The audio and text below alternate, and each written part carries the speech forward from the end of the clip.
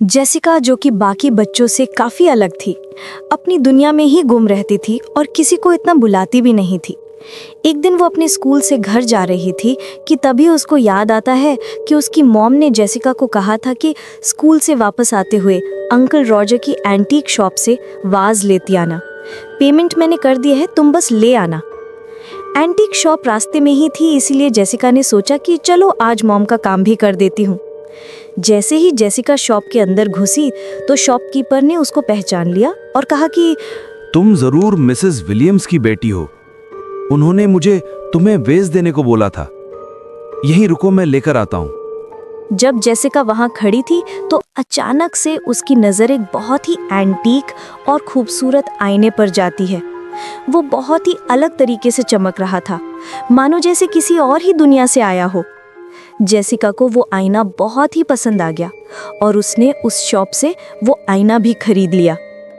घर जाकर जब वो अपनी मॉम को वाज दे रही थी तो उसने वो आईना अपनी मॉम से छुपा लिया। वो उस आईने को लेकर अपने कमरे में चली गई। वो अपने आप को शीशे में देख रही थी, लेकिन तभी उसको उस आईने में एक बहुत ही खौफनाक आत्मा नजर आती है। जेसिका बिल्कुल भी नहीं डरती, क्योंकि उसको बचपन से ही इस तरह की चीजें पसंद थी। आईने के अंदर जो आत्मा थी वो जेसिका से कहती है कि तुम ही वो लड़की हो जिसका मुझे सदियों से इंतजार है। तुमने इस आईने को नहीं, इस आईने ने तुम्हें चुना है। बताओ क्या चाहती हो, मैं तुम्हें सब कुछ दे सकती हूँ। जेसिका ये बात सुनकर उस आईने से कहती है कि मैं इस दुनिया पर राज करना चाहती हूँ। ये सुनकर आईना जेसिका से कहता है, उसके लिए आज रात तुम्हें एक पुराने खंडहर में जाकर हमारे डीमन राजा को आजाद करना होगा। जेसिका मान जाती है। पूर्णिमा की रात जब सब लोग सो गए थे, तब जेसिका अकेली एक पुराने खंडहर की तरफ जाने लगती है।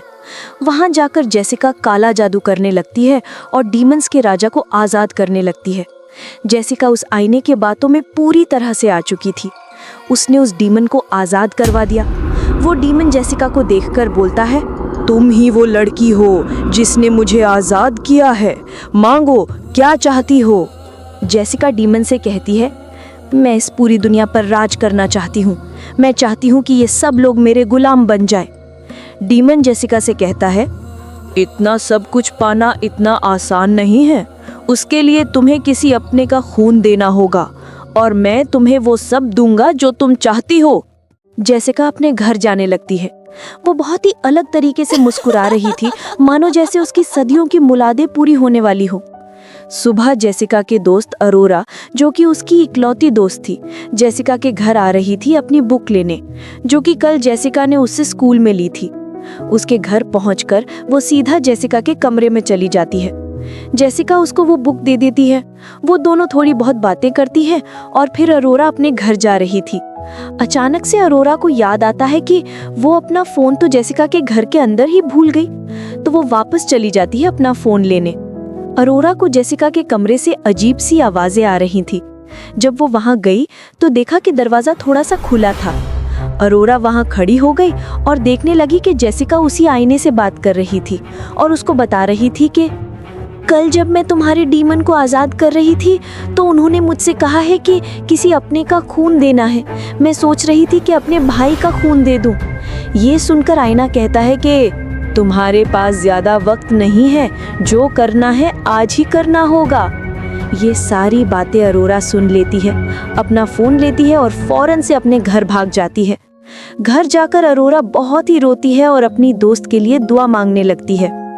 ये देखकर एक फेरी अरोरा के पास आती है और उससे कहती है, क्या हुआ बच्ची, इतना क्यों रो रही हो। अरोरा रोकर सब कुछ फेरी को बताती है। फेरी अरोरा की बात सुनकर उसको एक जादुई छड़ी देती है। अरोरा से कहती है, इसकी मदद से तुम अपनी दोस्त को ठीक कर सकती हो। बस तुम्हें एक बार इस छड़ी से अपनी दोस्त के सर पर वार करना है। मैं जानती हूँ ये आसान नहीं है, लेकिन अगर तुम अपनी दोस्त को बचाना चाहती हो तो बस यही एक रास्ता है। अरोरा वो जादुई छड़ी पकड़ती है और अपने दोस्त को बचाने के लिए भागने लगती है और वहाँ जेसिका अपने छोटी भाई जेम्स को लेकर जा रही थी उसी पुराने खंडहर में। जेसिका अपने भाई को लेकर वहां पर पहुंच गई। उसने अपने भाई को डिमोनिक सर्कल में लिटाया और फिर से उसी डीमन की पूजा करने लग गए। इतने में अरोरा वहां पर पहुंच गई थी, लेकिन वो खौफनाक डीमन अरोरा के रास्ते में आ गया। वो नहीं चाहता था कि जेसिका का रिचुअल कोई भी भंग करे। अरोरा ने उस डीमन से लड़ने की कोशिश की, लेकिन वो डीमन बहुत ही ज्यादा शक्तिशाली था, इसीलिए अरोरा उसके सामने टिक नहीं पाई। डीमन वहां से चला गया और वहां जेसिका अपने रिचुअल के आखिरी पड़ाव पर थी। अरोरा अपने होशो आवाज में नहीं थी।